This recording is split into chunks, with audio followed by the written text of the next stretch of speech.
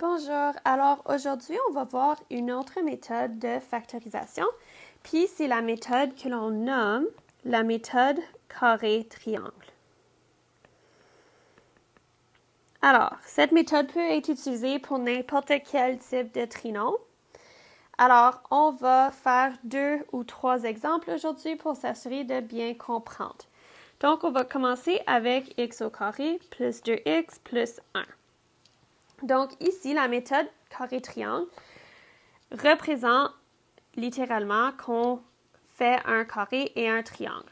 Donc, ici, on a notre carré et le coefficient qui se trouve en avant de notre x au carré, c'est notre triangle. Donc, on va avoir quelque chose qui ressemble à ceci. On va avoir carré, carré sur triangle. Donc, ici, notre carré, c'est x, donc on a x sur 1. Parce que ici, on a juste x au carré, donc notre triangle, c'est 1. Là, on veut trouver les facteurs de 1. Donc, on le sépare. Les facteurs de 1, bien 1 fois 1. Puis ici, ça donne que 1 plus 1 nous donne le 2. Donc, ici, on va mettre plus 1, plus 1. Puisque n'importe quoi divisé par 1 reste tel quel, ben, on a été capable de factoriser et on a x plus 1 fois x plus 1. On voit que c'était un trinôme carré parfait, donc on peut le mettre sous forme de binôme au carré. Essayons un autre exemple, un peu plus complexe. Alors, maintenant, on va faire 3x au carré plus 12x plus 9. On voit que l'on a ici notre carré et notre triangle. Donc, comme on vient de faire, on a carré, carré sur triangle.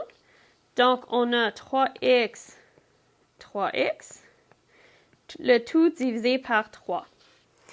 Ici, on va faire 9 fois 3, qui est 27. Et on va trouver les facteurs de 27. Donc, ici, on a 1 fois 27. On ne peut pas faire 2, on peut faire 3 fois 9. Je pense que c'est tout. Puis, on voit que 9 plus 3, ça nous donne 12. Donc, on va avoir plus 3 et plus 9. Maintenant, on vient trouver le facteur commun de chacun. Donc, ici, facteur commun de 3x plus 3, c'est 3. Donc, il nous reste x plus 1. Et ensuite, on a facteur commun de 3x plus 9, c'est 3 encore une fois.